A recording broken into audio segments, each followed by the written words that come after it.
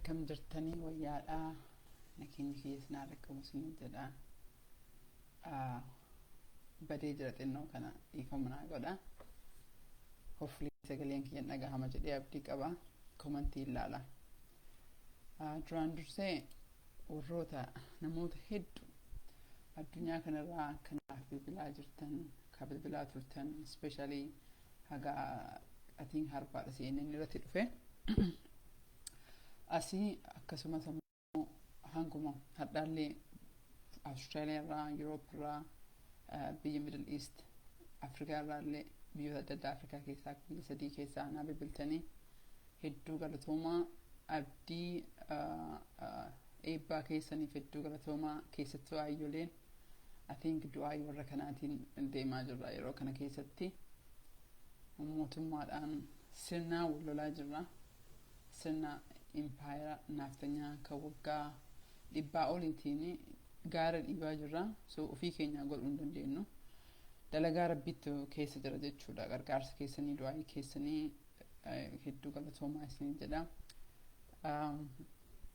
Wanan as ba'ee har'a boru sagantaa qabna. Sagantaa irratti bal'inaan dubbadheen jedha. Sagantama kana akka namni hedduun tilmaatu waan barbaaduu fi hopefully share gootaniitiin akka sagantaa biroo irratti akka hirmaattanii barbaadee jedha. Ka sagantaa sana too isinitti himin dura hiringeen gadda dabre kana agartanii jirtanii. Anis xiqqoo dudubbachuu yaalee ture. Kan beekuu qabnu kan yaadachuu qabnu yeroo baay'ee waan dubbadhu waan dhagahamuuf nam tokko yoo waa marii keessatti waa dhageetti gadi baatee yoo dubbattu kataatu boru waa sitti himanii kanaaf haga publicii bahutti waa tokko hin dubbannu macallisnee jennaa yeroo baay'ee. Kanaafiyyuu hiriingiin kalee ta'e kuni dalagaa ji'a tokko guyyaa tokkootu hin ta'in dalagaa ji'a 10 yoo gaasin dubbanne tokko tokkoon teennee tokko tokkoon barsiisnee tokko tokkoon sammuu jijjiirreetiin jijjiiramaas dhufee as ga'e kan argitan jechuudha. Sirna naftanyaa kakalee aangoo irra ture ammallee aangoo irratti deebi'uuf irra jiru kanallee jechuu dandeenya. Keessattuu lafee gaddabarsatu waan ta'uuf jecha sirna waan ta'eef laafaa miti. Wedduu dalagaa guddaa nu qofallee miti. Obviously poostii kiyyaa kakalee katabe irratti haga maqaanam 10 wayii tarreessee jira. Warroota san qofaa miti. Warroota hedduu kan namni hin beekne kan hedduu godhaa jirutu jira. So kanaafuu qabsoon kun nu qofaan otoo hin ta'in, ana qofaan otoo hin ta'in, warra maatii ollaa qofa otoo hin ta'in, Oromoota hedduutu irratti hirmaatee jira.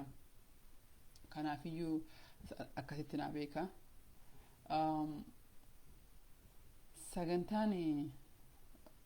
Sagantaa biroo mallee biran gahine kuni kan jalqabaata akkuma isiniin jedhee torbaan 2-3 dura gaafa xalayaan senatara 5 barreessee jedhu xalayaa san ka jalqabee nuyi garuu itti edamee afaan jijjiiramaa akkasumas immoo xalayaa biraattu torbee kana keessa dhufaa jira kara warraa bahar gamarraa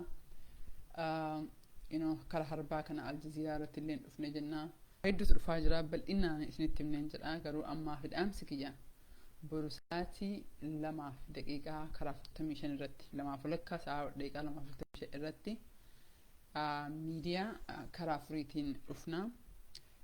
Wanti nu goone kana biyya kaapitaalistii keessa jirra. Biyya kamallaqa qabuu fi humna qabutu dubbatee jira, aangoo qabutu dubbatee jira. So nuslee kaleelli kakadhachaa turreef kanuma hedduu gamaan geennee jirra. Garuu balbala qaccee irra geenne malee seennee gaafa teessoo arganne gaafa san jijjiiramne dhufe jenna. Gaafa san Oromoon bakka argate jenna. So kanaafiyyuu kanarratti fundraisingii tokko sa'a tokkoo fi boru hin goona jennee jirra. Hundi keessanuu miidiyaa gara 4 dabarsaa waadaan seenanii haa galatoomanii kanneen irratti koottaatii daawwadhaa yookiin immoo shanaffaan immoo ollaallee Facebook live ni goonaa jechuudha. I hope dhuftanii nu qarqaartanii nu bira dhaabbattan natti fakkaata. Akkasumas immoo biyyoota adda addaallee tuuriilee Iowa DC irraa jalqabee Iowa, Chicago, biyyoota adda addaa dhiifama biyyoota adda addaallee hin dhufna jennee yaada qabna. So anyway ammaaf isinitti dheeressu waa hedduurraa boruu isinitti mari'annee jennaa kara nama 10 hedduun dhufnee jennaa warra asitti miidiyaa irratti ATF yookiin waltaanaa jiru otoo hin ta'in ka fakkeenyaaf Yuroopitti namaaf kafallee dalagsiisaa jirra. Mallaqa asii Yurooppii erginee dalagsiisaa jirra jechuudha. Warroonni dalagaa keenya beeku warroota san keessaallee nama beekamaa ka hedduu uummata Yuroopiitti dhageettii qabu Yaareed fa'aallee maatiin adda addaallee dhufee irratti argamee jira.